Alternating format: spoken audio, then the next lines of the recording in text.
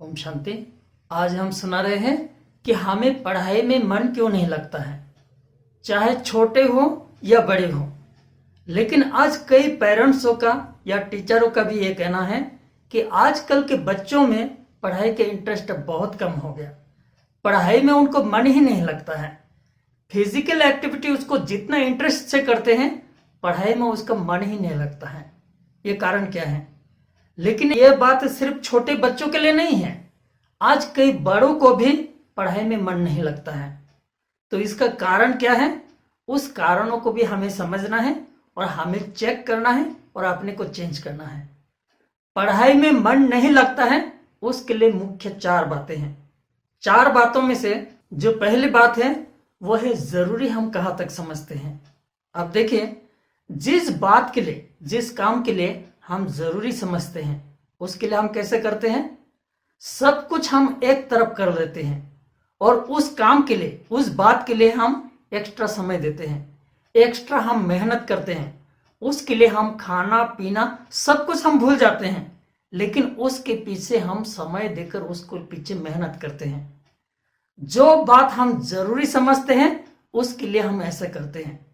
अगर हमें पढ़ाई में मन नहीं लगता है, माना पढ़ाई को हम जरूरी नहीं समझते हैं, तो पहले हमें इसको चेक करना है कि हमें पढ़ाई को जरूरी हम कहां तक समझते हैं। और दूसरी बात है, जरूरी समझने के बाद दूसरी बात है कि लक्ष्य। कोई भी बात में अगर हमारा लक्ष्य बनता है कि हमें ये करना है, हमें ये बढ़ना है, तो उसके लिए हम कैसे करते हैं? उसके लिए हम समय निकालते हैं, मेहनत करते हैं, जी जान लगाकर उसको हम पूरा करने के लिए प्रयास करते हैं। लक्ष्य ही नहीं है तो हमारा प्रयास कैसे होगा? अगर मान लीजिए कोई पढ़ाई को अगर जरूरी समझते हैं लेकिन क्या पढ़ना है, उस पढ़ाई का अगर कोई लक्ष्य नहीं है तो क्या पढ़ेंगे? कभी कुछ पढ़ेंगे, कभी कुछ पढ़ेंगे। उस प्रकार की पढ़ाई से कोई प्राप्ति नहीं होती है। अगर कोई प्राप्ति नहीं होती है तो धीरे धीरे फिर पढ़ाई का इंटरेस्ट खत्म हो जाता है। इसलिए पढ़ाई को भी हमें एक लक्ष्य लेकर पढ़ना है कि इस कोर्स को हमें कंप्लीट लेना है।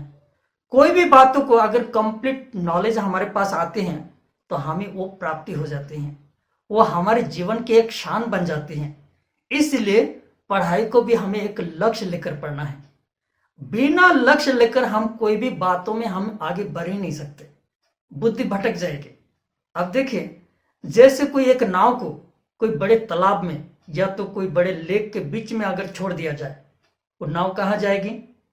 पूरब, पश्चिम, उत्तर, दक्षिण, कौन सी दिशा पर जाएगी?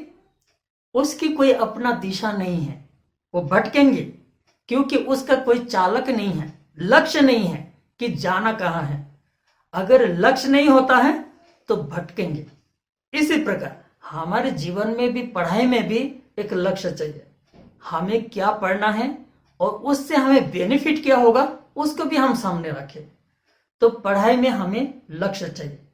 और तीसरी बात है कि हमारा लक्ष्य के साथ हमारा संग भी वैसा चाहिए। अगर संग हमारा वैसा नहीं है तो हमारा लक्ष्य भी गोलमटोल हो जाएगा, लक्ष्य हमारा समाप्त हो जाएगा। अगर जैसे मान लीजिए किसी का लक्ष्य कोई डॉक्टर बनना है, लेकिन उसका जो संग, जिसके साथ रहते हैं, संग अगर मौज मस्ती करने वाला हो, कोई डॉक्टर बनने का किसी का लक्ष्य ना हो, तो उनका जो डॉक्टर बनने का लक्ष्य है तो उसका भी समाप्त हो जाएगा। संग भी हमारा वैसा ही चाहिए, तब जाकर हमारे लक्ष्य तक हम पहुंच सकते, उसके सिवाय हम पहुंच नहीं सकते। और चौथी बात है कि आकर्षण। पढ़ाई के आकर्षण के सिवाय अगर कोई दूसरी बातों में, कोई दूसरी चीजों में आकर्षण है तो पढ़ाई का आकर्षण भी समाप्त हो जाएगा। पढ़ाई में हमारा मन लगेगा नहीं, क्योंकि पढ़ाई करना जो है वो एक साधना है।